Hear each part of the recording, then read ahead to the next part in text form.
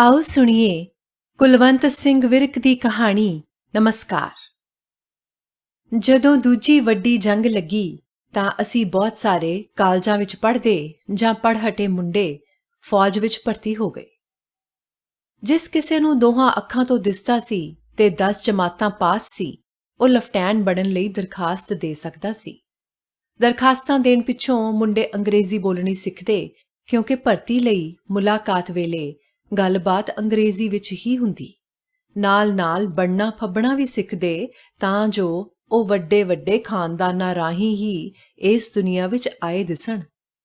Stalin ਅਤੇ Hitler, ਜਿਹੜੇ ਮੋਚੀ ਛੀਂਬੇ ਕਿਸਮ ਦੇ ਆਦਮੀ ਸਨ, ਦੇ ਸੰਸਾਰ ਵਿੱਚ ਪ੍ਰਗਟ ਹੋਣ ਤੋਂ ਪਿੱਛੋਂ ਵੀ ਅਜੇ ਇਹ ਖਿਆਲ ਆਮ ਸੀ ਕਿ ਅੰਗਰੇਜ਼ ਕੇਵਲ ਖਾਂਦੇ ਪੀਂਦੇ ਹਿੰਦੁਸਤਾਨੀਆਂ ਨੂੰ ਹੀ ਅਫਸਰੀ ਦੇ ਯੋਗ ਸਮਝਦੇ ਹਨ।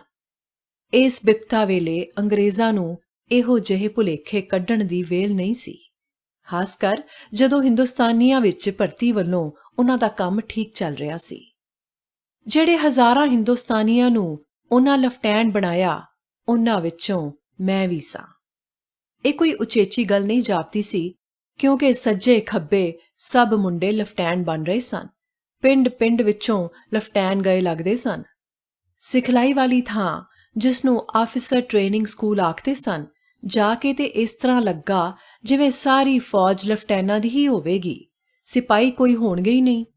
ਪਰ ਸਿਖਲਾਈ ਪਿੱਛੋਂ ਯੂਨਿਟਾਂ ਵਿੱਚ ਜਾ ਕੇ ਪਤਾ ਲੱਗਾ ਕਿ ਹਿੰਦੁਸਤਾਨੀ ਫੌਜ ਵਿੱਚ ਵੀ ਹਿੰਦੁਸਤਾਨੀ ਅਫਸਰ ਆਟੇ ਵਿੱਚ ਲੂਣ ਦੇ ਬਰਾਬਰ ਹੀ ਹਨ। ਆਮ ਯੂਨਿਟਾਂ ਵਿੱਚ 30-35 ਅਫਸਰਾਂ ਵਿੱਚੋਂ 2-3 ਹੀ ਹਿੰਦੁਸਤਾਨੀ ਹੁੰਦੇ ਤੇ ਬਾਕੀ ਅੰਗਰੇਜ਼। ਵੱਡਾ ਅਫਸਰ ਤੇ ਕੋਈ ਹਿੰਦੁਸਤਾਨੀ ਹੈ ਹੀ ਨਹੀਂ ਸੀ। ਭਾਵੇਂ ਸਾਡੀਆਂ ਤਨਖਾਹਾਂ, ਅਖਤਿਆਰਾਂ ਤੇ ਸਰਦਾਰੀ ਵਿੱਚ ਕੋਈ ਫਰਕ ਨਹੀਂ, ਖਾਣ ਪੀਣ ਤੇ ਸੌਣਾ ਬਹਿਣਾ ਵੀ ਇਕੱਠਾ ਹੀ ਸੀ, ਫਿਰ ਵੀ ਨਾ ਅੰਗਰੇਜ਼ ਸਾਨੂੰ ਆਪਣੇ ਬਰਾਬਰ ਦਾ ਸਮਝਦੇ ਸਨ ਤੇ ਨਾ ਅਸੀਂ ਆਪਣੇ ਆਪ ਨੂੰ ਉਹਨਾਂ ਦੇ ਬਰਾਬਰ ਦਾ। ਕਿਸੇ ਗੋਰੇ ਸਿਪਾਹੀ ਦਾ ਨਿਮਰਤਾ ਨਾਲ ਸਲਾਮ ਕਰਨਾ ਜਾਂ ਕਿਸੇ ਅੰਗਰੇਜ਼ ਨਰਸ ਦਾ ਪਿਆਰ ਨਾਲ ਗੱਲ ਕਰਨਾ ਸਾਡੇ ਲਈ ਸੁਰਗ ਦਾ ਝੂਟਾ ਸੀ। ਇਸ ਨਾ ਬਰਾਬਰੀ ਦੀ ਹਾਲਤ ਲਈ ਨਾ ਉਹ ਪੂਰੇ ਕਸੂਰਵਾਰ ਸਨ ਤੇ ਨਾ ਅਸੀਂ। 100-150 ਸਾਲ ਤੋਂ ਹਾਲਾਤ ਹੀ ਐਸੇ ਸਨ। ਇਸ ਕੁਦਰਤੀ ਫਰਕ ਦਾ ਉਸ ਵੇਲੇ ਇੱਕ ਸੰਕੇਤ ਇਹ ਸੀ ਕਿ ਅਸੀਂ ਤੇ ਆਪਣੀ ਫੌਜ ਨੌਕਰੀ ਨੂੰ ਪਰਮਾਤਮਾ ਤੇ ਸਰਕਾਰ ਦੀ ਵੱਡੀ ਬਖਸ਼ਿਸ਼ ਸਮਝਦੇ ਸਾਂ ਤੇ ਇਸ ਦਾ ਕਿਸੇ ਤਰ੍ਹਾਂ ਪੱਕੀ ਹੋ ਜਾਣਾ ਸਾਡਾ ਸੁੰਦਰ ਸੁਪਨਾ ਸੀ। ਪਰ ਅੰਗਰੇਜ਼ ਜਬਰੀ ਭਾਰਤ ਹੇਠ ਆਏ ਹੋਏ ਸਨ ਤੇ ਉਡੀਕਦੇ ਸਨ ਕਿ ਕਦੋਂ ਲੜਾਈ ਖਤਮ ਹੋਵੇ ਤੇ ਕਦੋਂ ਫੌਜ ਨੌਕਰੀ ਤੋਂ ਖਲਾਸੀ ਮਿਲੇ। ਭਾਵੇਂ ਉਹਨਾਂ ਵਿੱਚੋਂ ਕਈ ਬਹੁਤ ਚੰਗੇ ਆਦਮੀ ਸਨ, ਪਰ ਸਾਡੀ ਤੇ ਉਹਨਾਂ ਦੀ ਕੋਈ ਦਿਲੀ ਸਾਂਝ ਨਾ ਬਣੀ। ਅਸੀਂ ਇਕੱਠੇ ਸ਼ਰਾਬ ਪੀਂਦੇ, ਜ਼ਨਾਨੀਆਂ ਦੀਆਂ, ਆਪਣੇ ਦੇਸ਼ ਦੇ ਰਿਵਾਜਾਂ ਦੀਆਂ, ਧਰਮਾਂ ਦੀਆਂ ਅਤੇ ਬੋਲੀ ਦੀਆਂ ਝੂਠੀਆਂ ਸੱਚੀਆਂ ਗੱਲਾਂ ਕਰਦੇ ਤੇ ਫਿਰ ਹੱਸਦੇ ਆ ਕੇ ਸੌਂ ਜਾਂਦੇ। ਕਦੀ ਕਿਸੇ ਅੰਗਰੇਜ਼ ਨੇ ਇਹ ਨਹੀਂ ਕਿਹਾ ਸੀ ਕਿ ਜੇ ਤੂੰ ਛੁੱਟੀ ਚੱਲਿਆ ਹੈ ਤਾਂ ਮੈਂ ਵੀ ਛੁੱਟੀ ਲੈ ਕੇ ਤੇਰੇ ਨਾਲ ਪਿੰਡ ਚੱਲਦਾ ਹਾਂ। ਹਾਂ, ਇੱਕ ਅੰਗਰੇਜ਼ ਅਫਸਰ ਸੀ ਜਿਹੜਾ ਸਾਡੇ ਵਿੱਚ ਦੂਜਿਆਂ ਨਾਲੋਂ ਬਹੁਤਾ ਭਿੱਜਦਾ ਸੀ। ਉਸ ਦਾ ਨਾਂ ਮਲਿੰਗਟਨ ਸੀ। ਮਲਿੰਗਟਨ ਕੈਂਬਰਿਜ ਯੂਨੀਵਰਸਿਟੀ ਵਿੱਚ ਪੜ੍ਹਦਾ ਆਇਆ ਸੀ। ਧਰਮ ਤੇ ਦਰਸ਼ਨ ਦਾ ਵਿਦਿਆਰਥੀ ਸੀ। ਬੜਾ ਮਲੂਕ ਜਿਹਾ ਦਿਸਦਾ ਸੀ। ਉਸ ਦੀਆਂ ਅੱਖਾਂ ਵਿੱਚ ਸਦਾ ਪਿਆਰ ਤਰਲ ਜਿਹਾ ਹੁੰਦਾ ਸੀ, ਜਿਸ ਕਰਕੇ ਉਸ ਦੇ ਕੋਲ ਬੈਠਣ ਨੂੰ ਬੜਾ ਜੀਅ ਕਰਦਾ ਸੀ। ਅੰਗਰੇਜ਼ ਅਫਸਰਾਂ ਵਿੱਚੋਂ ਉਹ ਬਹੁਤਾ ਸਿਰ ਕੱਢਵਾ ਨਹੀਂ ਗਿਣਿਆ ਜਾਂਦਾ ਸੀ। ਮੈਸ ਵਿੱਚ ਬਹੁਤਾ ਬੋਲਦਾ ਨਹੀਂ ਸੀ। ਪਰੇਡ ਤੇ ਬਹੁਤੀ ਚੁਸਤੀ ਦਾ ਪ੍ਰਭਾਵ ਨਹੀਂ ਸੀ ਦਿੰਦਾ, ਪਰ ਉਸ ਨੂੰ ਘਟੀਆ ਵੀ ਨਹੀਂ ਸੀ ਗਿਣਿਆ ਜਾਂਦਾ।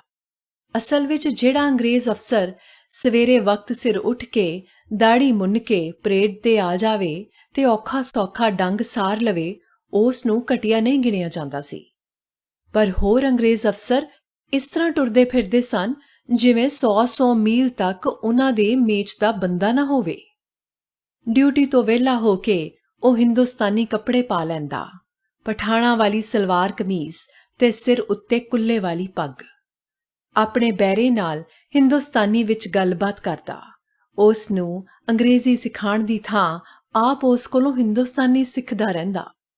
ਭਾਰਤੀ ਸੱਭਿਅਤਾ ਉੱਤੇ ਉਸ ਕਈ ਕਿਤਾਬਾਂ ਰੱਖੀਆਂ ਹੋਈਆਂ ਸਨ। ਮੈਂ ਉਸ ਨੂੰ ਕਦੇ ਕੋਈ ਨਵੀਂ ਗੱਲ ਨਾ ਦੱਸ ਸਕਦਾ, ਉਸ ਨੂੰ ਪਹਿਲਾਂ ਹੀ ਪਤਾ ਹੁੰਦਾ। ਮੇਰੇ ਮੂੰਹੋਂ ਗੱਲਾਂ ਸੁਣਨ ਦੀ ਥਾਂ ਉਹ ਮੇਰਾ ਅੰਦਰ ਟੋਂਦਾ ਰਹਿੰਦਾ। ਅਸੀਂ ਬਗੈਰ ਗੱਲ ਕਰਨ ਦੇ ਹੀ ਕਿੰਨਾ ਚਿਰ ਬੈਠੇ ਰਹਿੰਦੇ। ਛੁੱਟੀ ਵਾਲੇ ਦਿਨ ਸ਼ਿਕਾਰ ਖੇਡਣ ਦੇ ਪੱਜ ਅਸੀਂ ਪਿੰਡਾਂ ਵਿੱਚ ਜਾ ਵੜਦੇ ਤੇ ਉਹ ਮੇਰੇ ਰਾਹੀਂ ਲੋਕਾਂ ਨਾਲ ਗੱਲਾਂ ਕਰਦਾ ਰਹਿੰਦਾ ਤੇ ਉਹਨਾਂ ਦੇ ਘਰ ਘਾਟ ਵੇਖਦਾ ਫਿਰਦਾ। ਆਮ ਕੱਪੜੇ ਪਾ ਕੇ ਅਸੀਂ ਸ਼ਾਹਜਹਾਨਪੁਰ ਦੇ ਬਾਜ਼ਾਰਾਂ ਵਿੱਚ ਘੁੰਮਦੇ ਫਿਰਦੇ, ਲਖਨਊ ਦੀਆਂ ਕੰਜਰੀਆਂ ਤੋਂ ਗਾਉਣ ਸੁਣਦੇ ਤੇ ਉਹਨਾਂ ਦੇ ਨਾਚ ਵੇਖਦੇ ਰਹਿੰਦੇ। ਜਿਸ ਤਰ੍ਹਾਂ ਫੌਜੀ ਅਫਸਰਾਂ ਦੀਆਂ ਕੋਠੀਆਂ ਉਸ ਦੀ ਦੁਨੀਆ ਸੀ ਤੇ ਮੈਂ ਕੇਵਲ ਇੱਕ ਸੱਦਿਆ ਹੋਇਆ ਜਾਂ ਅਣਸੱਦਿਆ ਪ੍ਰਾਹੁਣਾ ਸਾਂ, ਇਸ ਤਰ੍ਹਾਂ ਹੀ ਇਹ ਬਾਜ਼ਾਰ ਮੇਰੀ ਦੁਨੀਆ ਸਨ। ਪਰ ਇੱਥੇ ਵੀ ਉਹ ਮੇਰੇ ਤੋਂ ਬਹੁਤਾ ਸਵਾਦ ਲੈ ਸਕਦਾ ਸੀ। ਉਸ ਨੂੰ ਹਿੰਦੁਸਤਾਨੀ ਨਾਚ ਤੇ ਗਾਉਣ ਦੀ ਚੋਖੀ ਸਮਝ ਆ ਗਈ ਹੋਈ ਸੀ ਤੇ ਐਲਾਨ ਹੋਣ ਤੋਂ ਬਿਨਾਂ ਹੀ ਇਹ ਵੀ ਦੱਸ ਸਕਦਾ ਸੀ ਕਿ ਠੁਮਰੀ ਗਵੀ ਜਾ ਰਹੀ ਏ ਜਾਂ ਦਾਦਰਾ। ਬਰੇਲੀ ਵਿੱਚ ਅਸੀਂ ਪ੍ਰਾਈਵੇਟ ਕੰਜਰੀਆਂ ਦੇ ਘਰਾਂ ਵਿੱਚ ਜਾਂਦੇ। ਉਹਨਾਂ ਦੇ ਬਿਸਤਰਿਆਂ ਉੱਤੇ ਬਹਿ ਕੇ ਉਹ ਬੱਚੇ ਵਾਂਗ ਉਹਨਾਂ ਨਾਲ ਗੱਲਾਂ ਕਰਦਾ ਰਹਿੰਦਾ।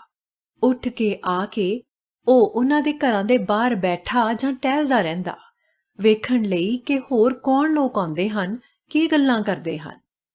ਇਸ ਤਰ੍ਹਾਂ ਲੱਗਦਾ ਸੀ ਜਿਵੇਂ ਅੰਗਰੇਜ਼ੀ ਰਾਜ ਲਈ ਇਸ ਦੇਸ਼ ਨੂੰ ਬਚਾਉਣ ਆਏ ਨੂੰ ਉਸ ਨੂੰ ਇਹਦੇ ਨਾਲ ਸਨੇਹ ਹੋ ਗਿਆ ਹੋਵੇ। ਆਪਣੀ ਨੌਕਰੀ ਵਜਾਉਣ ਦੀ ਥਾਂ ਉਹ ਬਹੁਤਾ ਭਾਰਤ ਦੀ ਆਤਮਾ ਦੀ ਟੋਹ ਵਿੱਚ ਸੀ। ਇੱਕ ਵਾਰ ਮੋਟਰ ਵਿੱਚ ਅਲਮੋੜੇ ਜਾਂਦਿਆਂ ਰਾਹ ਵਿੱਚ ਬਹੁਤ ਸੁੰਦਰ ਪਹਾੜੀ ਦ੍ਰਿਸ਼ ਆਏ। ਉਹ ਮਸਤ ਹੋਇਆ ਵੇਖਦਾ ਰਿਹਾ ਤੇ ਫਿਰ ਉਸ ਹੱਥ ਜੋੜ ਕੇ ਮੱਥਾ ਟੇਕ ਦਿੱਤਾ। ਤੂੰ ਕਿਸ ਨੂੰ ਨਮਸਕਾਰ ਕਰ ਰਿਹਾ ਏਂ? ਮੈਂ ਪੁੱਛਿਆ। ਪਤਾ ਨਹੀਂ ਕਿਸ ਨੂੰ, ਪਰ ਮੇਰਾ ਜੀ ਕੀਤਾ ਸੀ। ਉਸ ਨੇ ਕਿਹਾ। ਉਸੇ ਯੂਨਿਟ ਵਿੱਚੋਂ ਹੀ ਮੈਨੂੰ ਫੌਜ ਤੋਂ ਛੁੱਟੀ ਹੋ ਗਈ। ਜਦੋਂ ਮੈਂ ਨੌਕਰੀ ਛੱਡ ਕੇ ਆਉਣ ਲੱਗਾ ਤਾਂ ਮਲਿੰਗਟਨ ਤੋਂ ਵੀ ਵਿਦਾ ਹੋਣਾ ਸੀ। ਇੱਥੋਂ ਵਿਹਲਾ ਹੋ ਕੇ ਮੈਂ ਆਪਣੇ ਦੇਸ਼ ਮੁੜ ਜਾਵਾਂਗਾ। ਉਸ ਨੇ ਕਿਹਾ, ਜੇ ਤੂੰ ਕਦੀ ਉੱਧਰ ਆਇਓ ਤਾਂ ਮੈਨੂੰ ਚਿੱਠੀ ਲਿਖੀ, ਮੈਂ ਤੈਨੂੰ ਮਿਲਾਂਗਾ। ਮੇਰਾ ਹਮੇਸ਼ਾ ਵਾਸਤੇ ਦਾ ਪਤਾ ਗ੍ਰਿੰਡਲੇ ਬੈਂਕ ਲੰਡਨ ਹੈ। ਮੇਰਾ ਉਹਨਾਂ ਨਾਲ ਹਿਸਾਬ ਹੈ। ਮੈਂ ਜਿੱਥੇ ਵੀ ਹੋਵਾਂ ਉਹਨਾਂ ਨੂੰ ਪਤਾ ਹੁੰਦਾ ਹੈ। ਹਰ ਚਿੱਠੀ ਉਹ ਮੈਨੂੰ ਉੱਥੇ ਭੇਜ ਦਿੰਦੇ ਨੇ। ਇਹ ਬੜਾ ਸਿੱਧਾ ਤੇ ਸੌਖਾ ਪਤਾ ਹੈ। ਹੁਣ ਤੇਰੇ ਕੋਲ ਮੈਨੂੰ ਪਤਾ ਨਾ ਦੇਣ ਦਾ ਕੋਈ ਬਹਾਨਾ ਨਹੀਂ ਹੋ ਸਕਦਾ। ਮੈਨੂੰ ਅਗਲੇ ਕੁਝ ਸਾਲਾਂ ਵਿੱਚ ਇੰਗਲੈਂਡ ਜਾ ਸਕਣ ਦੀ ਕੋਈ ਉਮੀਦ ਨਹੀਂ, ਮੈਂ ਦੱਸਿਆ। ਉਸ ਤੋਂ ਮਗਰੋਂ ਸ਼ਾਇਦ ਮੇਰਾ ਕਦੀ ਜਾਣ ਨੂੰ ਜੀ ਨਾ ਕਰੇ। ਇਸ ਲਈ ਇਸ ਪਤੇ ਦੀ ਕੋਈ ਵਰਤੋਂ ਨਹੀਂ ਕਰ ਸਕਾਂਗਾ। ਇਸ ਮੁਲਾਕਾਤ ਨੂੰ ਤੂੰ ਆਖਰੀ ਹੀ ਸਮਝ।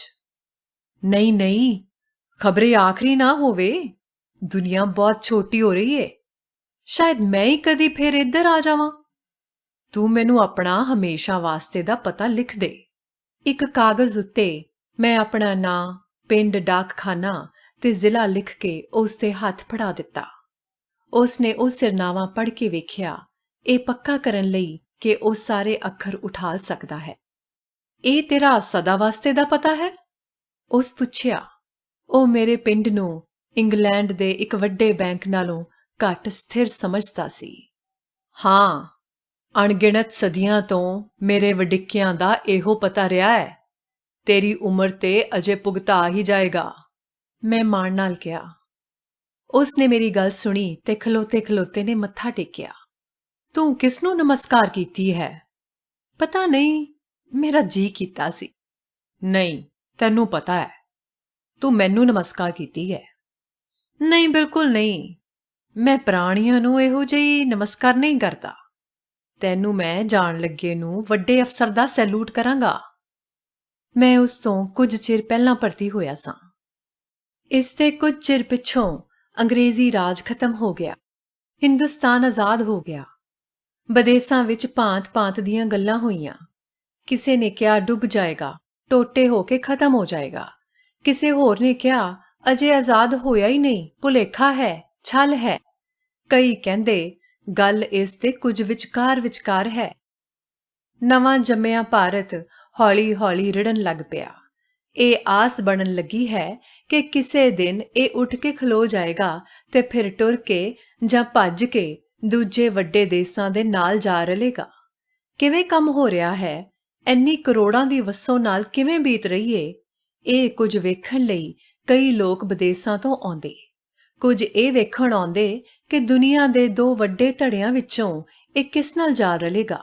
ਜਿਵੇਂ ਜੱਟਾਂ ਦੇ ਦੋ ਧੜੇ ਕਿਸੇ ਜ਼ਨਾਨੀ ਤੋਂ ਬਿਆਨ ਕਰਵਾਉਣ ਲਈ ਕਿਰਪਾਨਾਂ ਖਿੱਚੀ ਕਚਹਿਰੀ ਦੇ ਬਾਹਰ ਫਿਰਦੇ ਰਹਿੰਦੇ ਹਨ। ਕੁਝ ਹੋਰ ਵਰੇ ਲੰਘ ਗਏ। ਇੱਕ ਦਿਨ ਮੇਰੀ ਮਾਂ ਨੇ ਕਿਹਾ, ਇਹ ਓਪਰੀ ਜਿਹੀ ਟਿਕਟ ਵਾਲੀ ਚਿੱਠੀ ਆਈ ਹੈ। ਮੈਂ ਚਿੱਠੀ ਵੇਖੀ।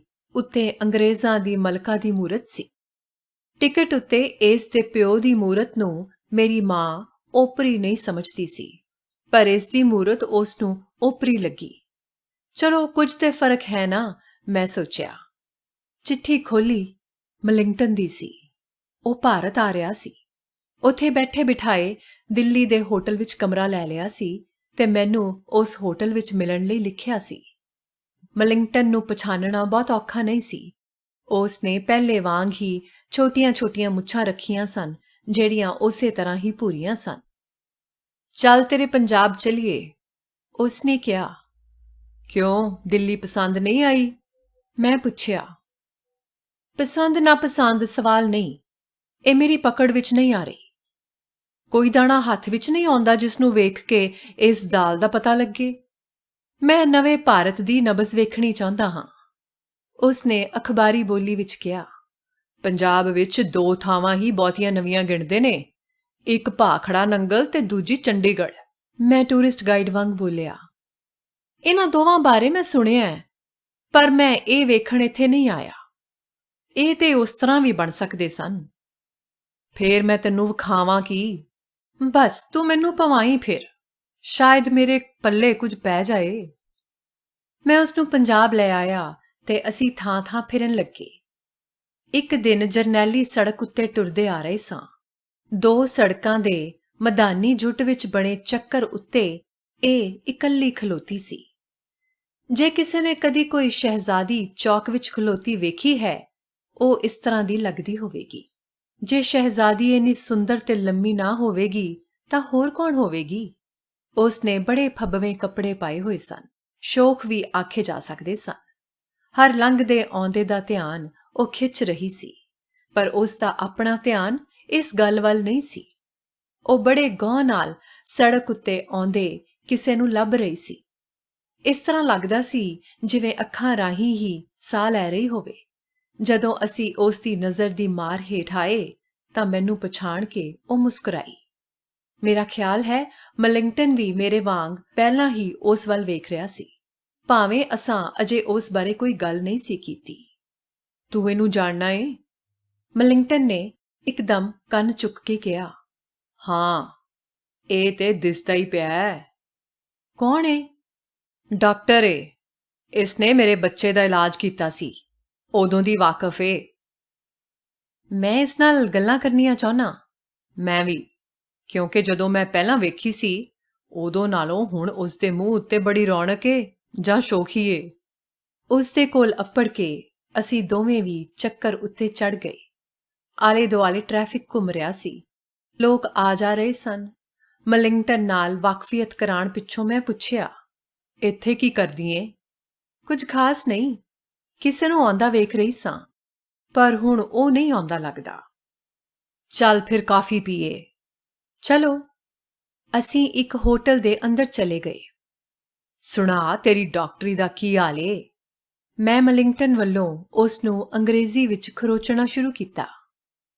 ਡਾਕਟਰੀ ਠੀਕ ਏ, ਪਰ ਇੱਕ ਗੱਲ ਹੋਈ ਏ, ਸ਼ਹਿਰ ਛੱਡ ਕੇ ਇਹ ਪਿੰਡਾਂ ਵਿੱਚ ਜਾ ਵੜੀ ਏ।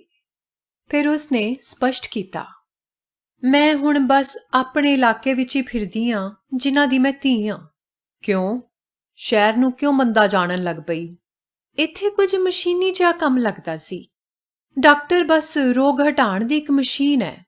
ਪੈਸੇ ਦਿਓ, ਰੋਗ ਹਟਵਾ ਲਓ। ਫਰਕ ਸਮਝਦੇ ਹੋ ਨਾ? ਐਵੇਂ ਬਰੀਕ ਜਿਹਾ ਏ। ਇਸ ਤਰ੍ਹਾਂ ਲੱਗਦਾ ਸੀ ਕਿਸੇ ਦਾ ਮੇਰੇ ਆਪਣੇ ਨਾਲ ਵਾਹ ਨਹੀਂ ਪੈਂਦਾ, ਮੇਰੇ ਕਸਬ ਨਾਲ ਹੀ ਪੈਂਦਾ ਏ। ਪਰ ਬਿਮਾਰ ਨੂੰ ਤੇ ਡਾਕਟਰ ਦੀ ਲੋੜ ਏ, ਤੇਰੀ ਨਹੀਂ। ਮੰਨ ਲਿਆ, ਪਰ ਉੱਥੇ ਗੱਲ ਹੋ ਰਹੀ ਏ। ਫਿਰ ਉਸਨੇ ਕੁਝ ਨਿਮਰਤਾ ਨਾਲ, ਕੁਝ ਮਖੌਲ ਨਾਲ ਮਲਿੰਗਟਨ ਨੂੰ ਕਿਹਾ, ਮੈਂ ਇੱਕ ਫੜ ਮਾਰ ਲਵਾਂ? ਮਲਿੰਗਟਨ ਪਿਆਰ ਨਾਲ ਉਸ ਵੱਲ ਵੇਖ ਕੇ ਮੁਸਕਰਾਇਆ, ਜਿਵੇਂ ਕਹਿ ਰਿਹਾ ਹੋਵੇ, ਤੂੰ ਜੋ ਕੁਝ ਕਹੇਂਗੀ ਤੋਲ ਕੇ ਹੀ ਕਹੇਂਗੀ, ਫੜ ਨਹੀਂ ਮਾਰੇਂਗੀ। ਕਦੀ-ਕਦੀ ਤਾਂ ਮੈਨੂੰ ਇਸ ਤਰ੍ਹਾਂ ਲੱਗਦਾ ਏ ਜਿਵੇਂ ਮੈਂ ਆਪਣੇ ਪਿੰਡਾਂ ਵਿੱਚ ਆਪਣੇ ਤਰੀਕੇ ਨਾਲ ਫਿਰ ਕੇ ਉੱਥੋਂ ਦੀਆਂ ਔਰਤਾਂ ਵਿੱਚ ਜਾਨ ਪਾ ਰਹੀ ਹੋਵਾਂ, ਜਿਵੇਂ ਉਹਨਾਂ ਲਈ ਜਿਉਣ ਦਾ ਰਾਹ ਖੋਲ੍ਹ ਰਹੀ ਹੋਵਾਂ। ਮੈਨੂੰ ਉਸ ਦੀ ਗੱਲ ਧੁੰਦਲੀ ਜਿਹੀ ਲੱਗੀ। ਉਹ ਆਪਣੀ ਹਸਤੀ ਨਾਲ ਹੀ ਔਰਤਾਂ ਨੂੰ ਆਜ਼ਾਦੀ ਦਿਵਾਉਣ ਦੀ ਅਨੁਭਵ ਕਰ ਰਹੀ ਸੀ।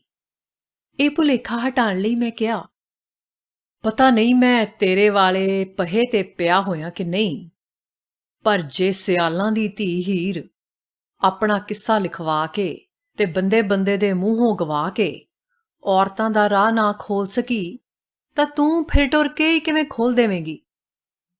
ਨਹੀਂ, ਉਹ ਗੱਲ ਹੋਰ ਏ, ਉਸਨੇ ਝਟਪਟ ਕੁੰਡੀ ਫੜ ਕੇ ਕਿਹਾ।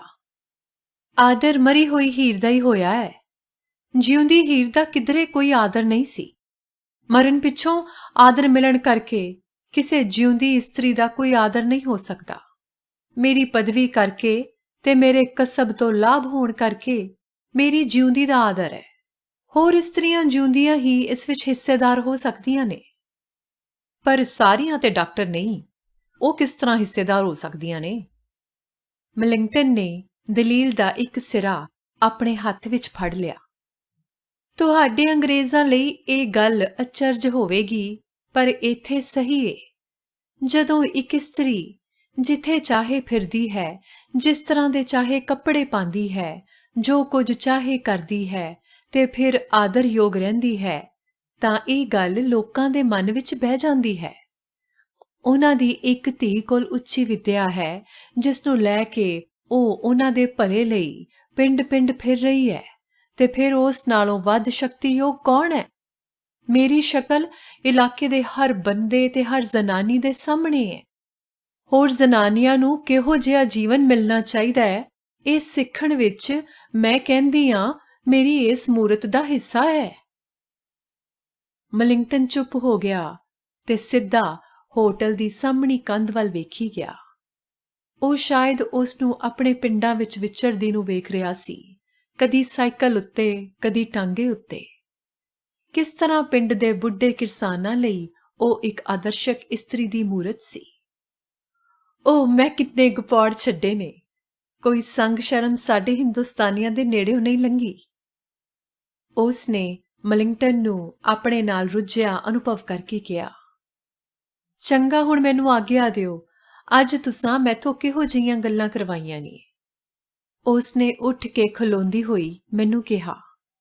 ਹੋਟਲ ਦੇ ਬਰਾਂਡੇ ਵਿੱਚ ਆ ਕੇ ਅਸਾਂ ਉਸ ਨੂੰ ਵਿਦਾ ਕੀਤਾ। ਜਦੋਂ ਉਹ ਕੁਝ ਦੂਰ ਚਲੀ ਗਈ ਤਾਂ ਮਿਲਿੰਗਟਨ ਨੇ ਫੇਰ ਪਹਿਲੇ ਵਾਂਗ ਹੱਥ ਜੋੜ ਕੇ ਮੱਥਾ ਟੇਕਿਆ। ਤੂੰ ਕਿਸ ਨੂੰ ਨਮਸਕਾਰ ਕੀਤੀ ਹੈ? ਮੈਂ ਪੁੱਛਿਆ। ਉਸ ਇਸਤਰੀ ਨੂੰ।